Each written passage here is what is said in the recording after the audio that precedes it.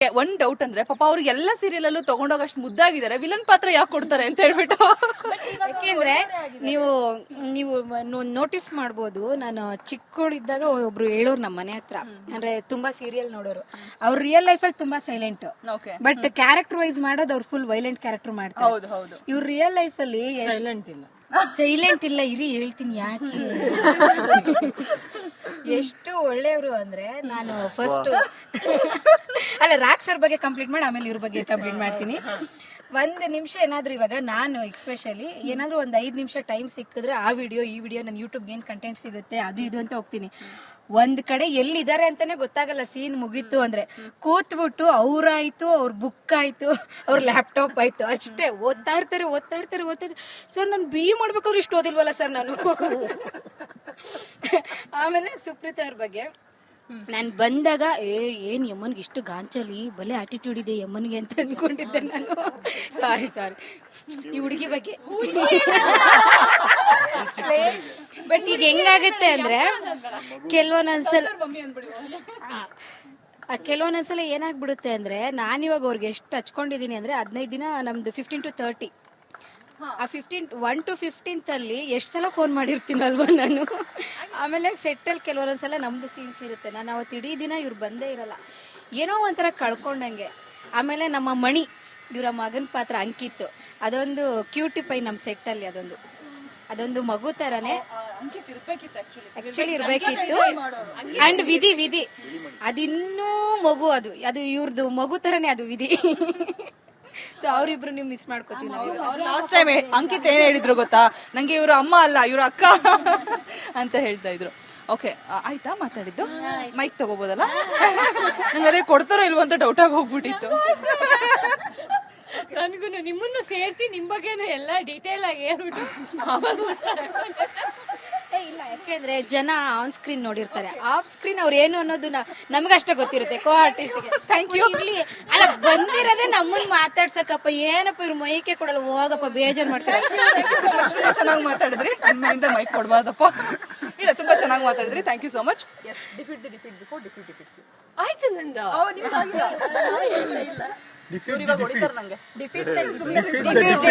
Before defeat defeats you. defeat the defeat Before defeat ಹೋಯ್ತಲ್ಲ ಫಸ್ಟ್ಗೆ. defeat the defeat before defeat defeats you. defeat the defeats before defeat defeats you. defeat the defeats before defeat defeats you. defeat the defeat before defeat defeats you. defeat the defeat before defeat defeats you. ಆಯ್ತು, super, very nice. Okay. ಆಯ್ತು. Thank you. ಇಲ್ಲ ಅಷ್ಟೊಂದು ಮಾತಾಡಿದ್ರಿ, ಇದೊಂದು 2 line ಹೇಳ್ತೀರಲ್ಲ. defeat Before the defeats before defeat defeats you. Thank you. ಸಾಕು. 1 2 3 4 5 ಧನ್ಯವಾದಗಳು. Okay super. ಅದ್ರ ಅರ್ಥ ಒಂದಾದ್ರೆ 1 2 3 4 ಸೋಲು ನೀನು ಸೋಲಿಸು. ಓಕೆ ಬ್ರೋಗೌಡ ಅವರು, ವೈಷ್ಣವ್ ಅವರು ಶಮಂತ್ ಅವರು. Brogowda versus Shamanth versus Vaishnav. ಬರ್ಲಿ ಚಪ್ಪಾಳೆ ಜೋರಾಗಿ. ಇವ್ರು ಪಕ್ಕಾ ಹೇಳ್ತಾರೆ, ನಂಗೆ ಗೊತ್ತು. defeat the defeat before defeat defeats you. defeat the defeat before defeat defeats you. defeat the defeat before defeat defeats you. defeat the defeat before defeat defeats you. defeat the defeat before defeat defeats you. Super. ಕನ್ನಡದಲ್ಲಿ 5 ಸಲ ಅರ್ಥ. ಸೋಲನ್ನು ಸೋಲಿಸುವ ಮುನ್ನ ನೀನು ಸೋಲನ್ನು ಸೋಲಿಸು. ಸೋಲು ನಿನ್ನನ್ನು ಸೋಲಿಸುವ ಮುನ್ನ. ಸೋಲು ನಿನ್ನನ್ನು ಸೋಲಿಸುವ ಮುನ್ನ ಸೋಲನ್ನು ಸೋಲಿಸು. ಸೋಲು ನಿನ್ನನ್ನು ಸೋಲಿಸುವ ಮುನ್ನ ಸೋಲನ್ನು ನೀನು ಸೋಲಿಸು. ಸೋಲು ನಿನ್ನನ್ನು ಸೋಲಿಸುವ ಮುನ್ನ ನೀನು ಸೋಲನ್ನು ಸೋಲಿಸು. ಓಕೆ ಏನಿದು? Defeat the defeat before defeat defeats you. Defeat the defeat before defeat defeats you. Defeat the defeat before defeat defeats you. Defeat the defeat before defeat defeats you. Defeat the defeat before defeat defeats you. Wow super. ಕನ್ನಡದಲ್ಲಿ ಕನ್ನಡಾಭಿಮಾನಿ. ಸೋಲು ನಿನ್ನನ್ನು ಸೋಲಿಸುವ ಮುನ್ನ ಸೋಲನ್ನು ನೀನು ಸೋಲಿಸು. ಸೋಲು ನಿನ್ನನ್ನು ಸೋಲಿಸುವ ಮುನ್ನ ಸೋಲನ್ನು ನೀನು ಸೋಲಿಸು. ಸೋಲು ನಿನ್ನನ್ನು ಸೋಲಿಸುವ ಮುನ್ನ ಸೋಲನ್ನು ನೀನು ಸೋಲಿಸು. ಸೋಲು ನಿನ್ನನ್ನು ಸೋಲಿಸುವ ಮುನ್ನ ಸೋಲನ್ನು ನೀನು ಸೋಲಿಸು.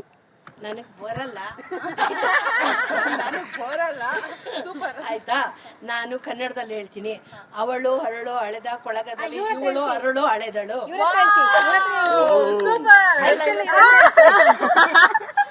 ಇವಳು ಹರಳು ಅಳೆದ ಕೊಳಗದಲ್ಲಿ ಅವಳು ಹರಳು ಅಳೆದಳು.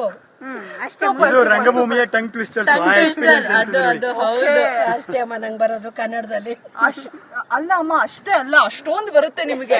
ನಿಮ್ಮಿಂದ ಕಲಿಬೇಕು ನಾನು. ಆಕ್ಚುಲಿ ನಾನು ಯಾವ್ದೋ ಎಷ್ಟು ಭಾಷೆ ಬರುತ್ತೆ ಅನ್ನೋದು ನೀವು ಇಮ್ಯಾಜಿನ್ ಮಾಡಕ್ಕಾಗಲ್ಲ. ಎಷ್ಟು ಬರುತ್ತಮ್ಮ? Pan Indian actress.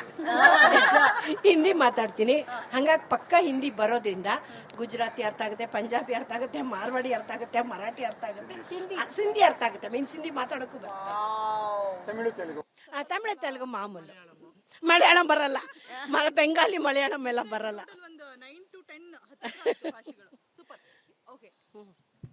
ಹಾಗಿದ್ರೆ ಎಲ್ಲಾ ಭಾಷೆಯಲ್ಲೂ ಒಂದ್ ಲೈನ್ ಹೇಳ್ಬೇಕು ನಂಗೋಸ್ಕರ, ನಮ್ ರಿಪಬ್ಲಿಕ್ ಕನ್ನಡಗೋಸ್ಕರ. ಅಲ್ಲ, ನಂಗೆ ಆತರ ಭಾಷೆ ಅರ್ಥ ಆಗುತ್ತೆ, ಹಾ ಬರೋದು ಅಂದ್ರೆ ಹಿಂದಿ ಪಕ್ಕ. ಓಕೆ, ಹಿಂದಿ ಪಕ್ಕ ಬರ್ತೀನಿ, ಇದೆಲ್ಲ ಅರ್ಥ ಆಗತ್ತೆ. ಸಿಂಧಿನೂ ಮಾತಾಡ್ತೀನಿ, ಬಟ್ ಅದರ್ಗವ್ರು ಬರಬೇಕು, ಯಾಕೆಂದ್ರೆ ತಪ್ಪು ಹೇಳ್ತೀನಿ ಅಂತ ಗೊತ್ತಾಗಬಾರ್ದಲ್ವಾ. ಪ್ರೇಕ್ಷಕರು ಯಾರು ಸಿಂಧಿ ಅಷ್ಟೊಂದು ಇರಲ್ಲ. ಕೇಳಿ. ಇವಾಗ ಸಾಂಗ್ ಒಂದ್ ಕಡೆಯಿಂದ ಎರಡೆರಡು ಲೈನ್ ಸಾಂಗ್ಸ್ ಹಾಡ್ತಾ ಬರ್ಬೇಕು. ಎಲ್ಲಿಗೆ ಎಂಡ್ ಆಗುತ್ತೆ ಅಲ್ಲಿಂದ ಇಲ್ಲಿ ಅಂತ್ಯಾಕ್ಷರಿ, ಲೈಕ್ ಬ್ರೋಗೌಡ ಇಂದ ಸ್ಟಾರ್ಟ್. ಬೇಡ, ಅದು ರೀಲು, ನಮಗೆ ರಿಯಲ್ ಕಥೆ ಬೇಕು. ನಾನು ತುಂಬಾ ಚೆನ್ನಾಗಿ ಹಾಡ್ತೀನಿ. ಸುಪ್ರೀತಾ, ಓಕೆ, ವೈಷ್ಣವಿಂದ ಸ್ಟಾರ್ಟ್ ಮಾಡೋಣ. Okay, super. ಅವ್ರು ಚೆನ್ನಾಗಿ ಹಾಡಿರ್ತಾರೆ. ಅದಕ್ಕಿಂತ ಮೊದಲು ಸುದೀಪ್ ಸರ್ ಕೈಲಿ ಅವಾರ್ಡ್ ತಗೊಂಡಿದ್ದಾರೆ, ಅಂಡ್ ಅನುಬಂಧ ಅವಾರ್ಡ್ಸ್. ಅದಾದ ನಂತರ ಮೊನ್ನೆ ಇನ್ಸ್ಟಾಗ್ರಾಮ್ ಅಲ್ಲಿ ಇನ್ನೊಂದು ಪೋಸ್ಟ್ ನೋಡಿದೆ ನಾನು, ಅದ್ರ ಜೊತೆಗೆ ಮತ್ತೊಂದು ಅವಾರ್ಡ್ ತಗೊಂಡಿದ್ದೀರಾ, ಯಾವುದು ಚಿತ್ತಾರ ಅವಾರ್ಡ್ಸ್. ಸೊ ಅದ್ರ ಬಗ್ಗೆ ಎಲ್ಲ ಹೇಳಿ, ಅದು ಹೇಗೆ ಸಾಧ್ಯ ಇಲ್ಲಿ ಅಲ್ಲಿ ಎರಡು ಕಡೆ ಮೇಂಟೈನ್ ಮಾಡ್ಕೊಂಡು ಸಾಂಗು ಮತ್ತೆ ಆಲ್ಬಮ್ ಸಾಂಗ್ಸ್ ಎಲ್ಲ ಮಾಡ್ತಾ ಇರ್ತೀರಾ, ಅದು ಯಾವಾಗ ಟೈಮ್ ಸಿಗುತ್ತೆ ಅದೆಲ್ಲದ್ರ ಬಗ್ಗೆ ಒಂಚೂರು ಎಕ್ಸ್ಪ್ಲೈನ್ ಮಾಡ್ಬಿಡಿ.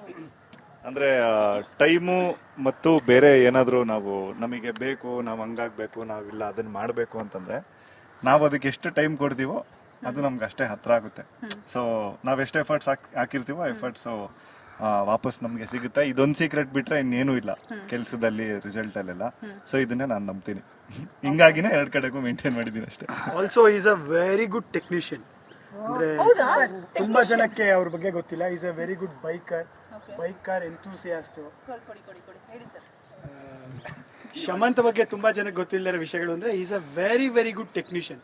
ಎಡಿಟಿಂಗ್ ಮಾಡ್ತಾರೆ, DOP ವರ್ಕ್ ಮಾಡ್ತಾರೆ, ತುಂಬಾ ಚೆನ್ನಾಗಿ ಮಾಡ್ತಾರೆ. ಅವ್ರದ್ದು ಒಂದಷ್ಟು ವಿಡಿಯೋಸ್ ಇದೆ, ಸದ್ಯಕ್ಕೆ ಗ್ಲಿಚ್ ಅಂತ ಒಂದು ಬಿಟ್ಟಿದ್ದಾರೆ ಇನ್ಸ್ಟಾಲಿ, ನೀವು ಹೋಗಿ ನೋಡಿ, ತುಂಬಾ ಚೆನ್ನಾಗಿದೆ. ಅಂದ್ರೆ ತುಂಬಾ ಅರ್ಥ ಇದೆ ಅದರಲ್ಲಿ. Also is a very good bike enthusiast. Bike rides ಹೋಗ್ತಿರ್ತಾರೆ, ವಿಡಿಯೋಸ್ ತೋರಿಸ್ತಾ ಇರ್ತಾರೆ, ಆಮೇಲೆ ಕಾರ್ ಸಖತ್ತಾಗಿ ಡ್ರೈವ್ ಮಾಡ್ತಾರೆ. ಇನ್ನು ಒಳಗೆ ಏನೇನೋ ಕಲೆಗಳಿವೆ. ಸಾಂಗ್ ಬರೀತಾರೆ, ಕೂತಲ್ಲೇ ನೀವು ಒಂದು ಟಿಶ್ಯೂ ಕೊಟ್ರು ಸಾಕು, ಪೇಪರ್ ಬೇಕು ಅಂತೇನಿಲ್ಲ.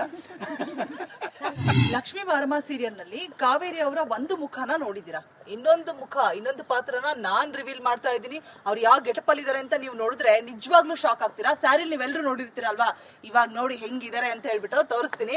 ಎಸ್, ಕ್ಯಾಮ್ರಾ ಪಾನ್ ಮಾಡಿ. ಹಾಯ್, ಹೇಗಿದ್ದೀರಾ? ಚೆನ್ನಾಗಿದ್ದೀನಿ, ಥ್ಯಾಂಕ್ ಯು. ನೀವ್ ಹೇಗಿದ್ದೀರಾ? ನಾನು ಫೈನ್, ಸೂಪರ್ ಆಗಿದ್ದೀನಿ. ನನಗೇನಿದು ಗೊತ್ತಾಗ್ತಾ ಇಲ್ಲ ಗೆಟಪ್. ಗಂಗಕ್ಕ ನೀವೇ ಹೇಳ್ಬೇಕು, ಏನಿದು ಗೆಟಪ್? ಮೇಕಪ್ ಕಾವೇರಮ್ಮಂದು, ಕಾಸ್ಟ್ಯೂಮ್ ಸುಷ್ಮಕ್ಕಂದು, ಪಾತ್ರ ಈಗ ಆಫ್. ಸೊ ಯಾಕೆ ಅವ್ರು ಈ ಕಾಸ್ಟ್ಯೂಮ್ ಅಲ್ಲಿ ಇದಾರೆ ಈಗ ಶೂಟಿಂಗ್ ಟೈಮ್ ಅಲ್ಲಿ ಅನ್ನೋದು ಅದೊಂದು ಜನಕ್ಕೆ ಎಪಿಸೋಡ್ ಟೆಲಿಕಾಸ್ಟ್ ಆದಾಗ್ಲೇ ಗೊತ್ತಾಗೋದು. ಒಂದು ಎಕ್ಸ್ಪೆರಿಮೆಂಟ್ ಮಾಡಿದ್ದಾರೆ ಕಾವೇರಮ್ಮ, ಅದನ್ನ ಏನು ಅಂತ ಗೊತ್ತಾಗ್ಬೇಕು ಅಂದ್ರೆ ನೀವು ನಮ್ಮ ಎಪಿಸೋಡ್ ನೋಡ್ಬೇಕು, ಲಕ್ಷ್ಮೀ ಬಾರಮ್ಮ ನೋಡ್ಬೇಕು, ಕಾಯ್ಬೇಕು ಅಷ್ಟೇ. ಯಾಕೆ ಈ ಗೆಟಪ್ ಅಂತ ನೀವೇ ಹೇಳಕ್ಕಾಗಲ್ಲ. ಯಾಕೆ ಈ ತರ ಇದೀನಿ ಅಂತ ಹೇಳಕ್ ಆಗಲ್ಲ ನಾನು, ಯಾಕಂದ್ರೆ ಅದೊಂದು ಸರ್ಪ್ರೈಸು, ಒಂದು ಸೀಕ್ರೆಟ್ ಅದು. ಸೊ ಟೆಲಿಕಾಸ್ಟ್ ಅಲ್ಲಿ ನಿಮಗೆ ಖಂಡಿತ ಗೊತ್ತಾಗುತ್ತೆ ಯಾಕೆ ನಾನು ಈ ಕಾಸ್ಟ್ಯೂಮ್ ಅಲ್ಲಿ ಇದೀನಿ ಅಂತ. ಗೊತ್ತಾಗ್ಲಿಲ್ಲ ಅಂದ್ರೆ ಇನ್ಸ್ಟಾದಲ್ಲಿ ನನಗೆ ಮೆಸೇಜ್ ಮಾಡಿ ನಾನು ಹೇಳ್ತೀನಿ ಯಾಕೆ ಅಂತ. ಅಂತೂ ಇಂತೂ ನಮ್ಮ ರಿಪಬ್ಲಿಕ್ ಕನ್ನಡದಲ್ಲಿ ಒಂದು ಎಕ್ಸ್ಕ್ಲೂಸಿವ್ ಪಾತ್ರ ರಿವೀಲ್ ಆಯ್ತು, ಒಂದು ನಿಗೂಢ ಸತ್ಯ ರಿವೀಲ್ ಆಯ್ತು, ಇವರ ಇನ್ನೊಂದು ಮುಖವಾಡ ರಿವೀಲ್ ಆಯ್ತು. ಏನಂತೀರಾ? ಹೌದು, ಕರೆಕ್ಟ್. ಎಲ್ಲ ಕರೆಕ್ಟ್ ಇತ್ತಾ? ಕರೆಕ್ಟ್. ಆಮೇಲೆ ಇಲ್ಲ ಅದ್ ತೋರ್ಸಿದ್ರಿ ತಪ್ಪು ತೋರ್ಸಿದ್ರಿ ಅಂತ. ಇಲ್ಲ ಹಿಂಗೆ ತೋರ್ಸ್ಬೇಕಲ್ಲ ಈಗ. ಇನ್ನ ಕಾವೇರಿ ಅನ್ನುವಂತಹ ಪಾತ್ರ ಬಹಳಷ್ಟು ಒಂದು, ಎಲ್ಲಾ ಪಾತ್ರನೂ ಮುಖ್ಯನೇ, ಆದ್ರೆ ಒಂದು ತಾಯಿಯಾಗಿ ಅತ್ತೆಯಾಗಿ ಡ್ಯುಯಲ್ ರೋಲ್ ನ ಪ್ಲೇ ಮಾಡ್ತಾ ಇದ್ದೀರಾ. ಒಂದು ಒಳ್ಳೆ ಮುಖ, ಇನ್ನೊಂದು ಮಗನಿಗೆ ಒಳ್ಳೆದನ್ನ ಬಯಸುವಂಥದ್ದು, ಒಳ್ಳೇದಾಗ್ಲಿ ಅನ್ನುವಂತಹ ಒಂದು ನಿಟ್ಟಿನಲ್ಲಿ ಸೊಸೆ ನನ್ನ ಹಿಡಿತದಲ್ಲಿ ಇರಬೇಕು ಅನ್ನುವಂಥದ್ದು ಅದು ಸ್ವಾರ್ಥನ ಪ್ರೀತಿನ ಏನು ಅನ್ನುವಂತಹ ಗೊಂದಲ ಇನ್ನೂ ಜನಕ್ಕಿದೆ. ನಿಮ್ಮ ಪಾತ್ರದ ಬಗ್ಗೆ ಒಂದಷ್ಟು ಸಂಕ್ಷಿಪ್ತವಾಗಿ ವಿವರಣೆ ಕೊಡೋದಾದ್ರೆ. ಕಾವೇರಿಗೆ ಮಗನೇ ಇಲ್ಲ. ಒಂದು ಹುಡುಗಿನ ಮದುವೆ ಮಾಡ್ಕೊಂಡು ನಾನು ಕರ್ಕೊಂಡು ಬರ್ತೀನಿ ಲಕ್ಷ್ಮಿ. ಅವಳು ನಾನು ಹೇಳ್ದಂಗೆ ಕೇಳ್ಕೊಂಡು ಇರ್ತಾಳೆ ಅಂತ ನಾನು ಅನ್ಕೊಂಡಿದ್ದೆ. ಆದರೆ ಅದು ಉಲ್ಟಾ ಆಗುತ್ತೆ. ಅದು ಉಲ್ಟಾ ಆದಮೇಲೆ ಈ ಕಡೆ ಕೀರ್ತಿಗೂ ನಾನು ಹೇಳಿರ್ತೀನಿ ನಿನ್ನ ನಾನು ಮತ್ತೆ ನನ್ನ ಮಗನ ಜೊತೆ ಮದುವೆ ಮಾಡಿಸ್ತೀನಿ ಅಂತ. ಬಟ್ ಅದು ಕೂಡ ಸುಳ್ಳೇ ಆಗಿರುತ್ತೆ. ಲಕ್ಷ್ಮಿ ಜೊತೆಗೆ ಇರಲಿ ಅಂತಾನೆ ಮದುವೆ ಮಾಡಿಸ್ತಾಳೆ. ಬಟ್ ಯಾವಾಗ ಲಕ್ಷ್ಮಿ ನನ್ನ ಮಾತು ಕೇಳಲ್ಲ, ಕಾವೇರಿ ಮಾತು ಕೇಳಲ್ಲ ಅಂತ ಕಾವೇರಿಗೆ ಅನ್ಸುತ್ತೆ, ಅವಾಗಿಂದ ಅವಳು ಮಗನಿಂದ ದೂರ ಆಗಬೇಕು, ಮಗನ್ನ ಅವಳು ದೂರ ಮಾಡ್ತಾ ಇದ್ದಾಳೆ ಅಂತ ಅವಳಿಗೆ ಅದು ಅನ್ಸಕ್ ಶುರು ಆಗುತ್ತೆ ಕಾವೇರಿಗೆ. ಮಗನೇ ಎಲ್ಲ ಆಗಿರುವ ಕಾವೇರಿಗೆ ಮಗನೇ ತನ್ನಿಂದ ದೂರ ಆಗ್ಬಿಡ್ತಾನೆ ಅಂತ ಗೊತ್ತಾದಾಗ ಯಾರಿಂದ ಆಗ್ತಾ ಇದಾರೆ ಅವ್ರನ್ನ ದೂರ ಮಾಡಬೇಕು ಅನ್ನೋದು ಕಾವೇರಿಯ ಒಂದು ಅಜೆಂಡಾ. ನನಗೆ ನಾನೇ ಒಂದು ಆಡಿಯನ್ ಆಗಿ ಗಂಗಾ ಆಗಲ್ಲ, ಹರ್ಷಿತಾ ಆಗಿ ನನಗೆ ಒಂದು ಕ್ಯೂರಿಯಾಸಿಟಿ. ಕೀರ್ತಿ ಇದ್ರು, ಕೀರ್ತಿನ ಸಾಯಿಸಿದ್ರು. ಈಗ ಲಕ್ಷ್ಮಿಗೂ ಒಂದು ಗತಿ ಕಾಣಿಸ್ತಾರೆ. ಮತ್ಯಾರನ್ನ ಮದುವೆ ಮಾಡ್ತಾರೆ ಇವರು? ಅಲ್ಲ, ಏನಾದ್ರು ನಿಮ್ಗೆ ಸ್ಕೆಚ್ ಆಗ್ತವ್ರ ಚಾನ್ಸೇ ಇಲ್ಲ. ನಮ್ ಡೈರೆಕ್ಟರ್ ಗಿಣಿಗೆ ಹೇಳ್ದಂಗೆ ಹೇಳಿದ್ರು, ವೈಷ್ಣವ್ನ ಸರ್ ಅಂತ ಕರೀರಿ ಅಂತ. ನಾನು ಕ್ಯಾರೆಕ್ಟರ್ ಚೆನ್ನಾಗಿರುತ್ತೆ ಅಂತ ಹೇಳ್ಬಿಟ್ಟು ಅಣ್ಣ ಅನ್ಬಿಟ್ಟಿದೀನಿ. ಆಘಾತ ಆಯ್ತಾ? ಎಂತ ಕೆಲಸ ಇಲ್ಲ ಅಂದಿದ್ರೆ ಗಂಗು ಬೈಕ್ ಕಲಿಸಿಕೊಡು ನಂಗು ಅದು ಡ್ಯಾನ್ಸ್ ಇರ್ತಿತ್ತೇನೋ. ಇಲ್ಲ ಇಲ್ಲ ಇಲ್ಲ, ಬಿಕಾಸ್ ಕ್ಯಾರೆಕ್ಟರ್ ವೈಸ್ ನಾನು ಅವನ್ನ ಅಣ್ಣ ಅಂತ ಕರೆದು ಬಿಟ್ಟಿದ್ರಿ. ಪಾಪ ನಮ್ ಸರ್ ಅಂತ ಕರೀರಿ ಅಂದ್ರು. ಬೇಡ ಬೇಡ ಸರ್, ಗಂಗನ್ಗೆ ಒಂದು ಪಟ್ ಅಂತ ಮಾತಾಡ್ಕೊಂಡು ಆ ಚೈಲ್ಡ್ ತರ ಮನೇಲಿ ಎಲ್ಲದಕ್ಕೂ ಮೂಗ್ ತುರಿಸ್ಕೊಳ್ಳೋಳಿಗೆ ಅದು ಅಣ್ಣ ಅಂತಾನೆ ಸರಿ. ಸೊ ವೈಷ್ಣವ್ ಅಣ್ಣ ಅಂತಾನೆ ಕರಿತೀನಿ ಅಂತ ವೈಷ್ಣವ್ ಅಣ್ಣಂಗೆ ಗಂಗಕ್ಕ ಫಿಕ್ಸ್ ಆಗ್ಬಿಟ್ಟಿದ್ದಾಳೆ. ಏನು ಹೆಚ್ಚು ಕಮ್ಮಿ ಆಗೋದ್ ಬೇಡ ಅಂತ ಹೇಳ್ಬಿಟ್ಟು ಅಣ್ಣ ಅಂತ ಕರೆದು ಬಿಡ್ರಿ ಮೊದಲನೇದಾಗಿ ನೀವೇನೇನೆ. ಓಕೆ, ನಿಮ್ಗೆ ಆತರ ಏನಾದ್ರು ತಲೆಯಲ್ಲಿ ಐಡಿಯಾಸ್? ಯಾಕಂದ್ರೆ ನಿಮ್ ತಲೆಯಲ್ಲಿ ಏನ್ ಉಳಿತಾ ಇದೆ ಅಂತ ಯಾರಿಗೂ ಗೆಸ್ ಮಾಡಕ್ಕೆ ಆಗ್ತಾ ಇಲ್ಲ. ಸುಮಾರು ಸಲ ನಾನು ಹೇಳಿದೀನಿ, ಇವರಿಬ್ರು ಅವ್ನ ಲೈಫಿಂದ ದೂರ ಆದ್ಮೇಲೆ ನನಗೆ ಯಾವ ತರ ಬೇಕೋ ಆ ತರ ಒಂದು ಹುಡುಗಿನ ನನ್ನ ಮಗನ. ಮೂರನೇದು ವೀಕ್ಷಕರೇ, ಅವಳು ನನ್ನ ಮಾತು ಮಾತ್ರ ಕೇಳಬೇಕು, ಎಕ್ಸ್ಟ್ರಾ ಮಾತಾಡ್ಬಾರ್ದು, ಎಕ್ಸ್ಟ್ರಾ ತಲೆ ಓಡಿಸ್ಬಾರ್ದು. ಮಗನ ಜೊತೆಗಿದ್ರೆ ಎಷ್ಟ್ ಬೇಕೋ ಅಷ್ಟೇನೆ. ನನ್ನ ಒಂದು ಬೌಂಡ್ರಿನ ಅವಳು ದಾಟಬಾರ್ದು. ಆ ತರ ಇದ್ರೆ ನನಗೆ ಒಪ್ಪಿಗೆ ಇದೆ. ಆ ತರ ಹುಡುಗಿನ ತಂದು ನನ್ನ ಮಗನಿಗೆ ಮದುವೆ ಮಾಡ್ತೀನಿ ಅಂತ ಈ ಹಿಂದೆ ನಾನು ಸಾಕಷ್ಟು ಸಲ ಹೇಳಿದ್ದೀನಿ. ಸೊ ಈಗಲೂ ಅದೇ, ಲಕ್ಷ್ಮಿನ ನನ್ನ ಒಂದು ಜೀವನದಿಂದ, ನನ್ನ ಮಗನ ಜೀವನದಿಂದ ದೂರ ಮಾಡಿ ಅವನಿಗ ಇನ್ನೊಂದು ಮದುವೆ ಮಾಡಬೇಕು ಅನ್ನೋದು Kaveri agenda. So Kaveri basically ಅವಳು ಕೆಟ್ಟವಳಲ್ಲ, ಆದ್ರೆ ಮಗನ ವಿಷಯ ಬಂದಾಗ ಅವಳು ಕೆಟ್ಟವಳು. ಅಂದ್ರೆ ಆಬ್ಸೆಸ್ಡ್ ಮದರ್ ಅಂತ ಹೇಳ್ತಾರಲ್ಲ, ಶೀಸ್ ಅಷ್ಟು ಮಗನ್ ಬಿಟ್ರೆ ಅವಳಿಗೆ ಜಗತ್ತಿಲ್ಲ. ಅದಕ್ಕೆ ಒಂದು ಕಾರಣ ಇದೆ, ಅದನ್ನು ರಿವೀಲ್ ಮಾಡಿದೀವಿ ನಾವು ಹಿಂದೆ.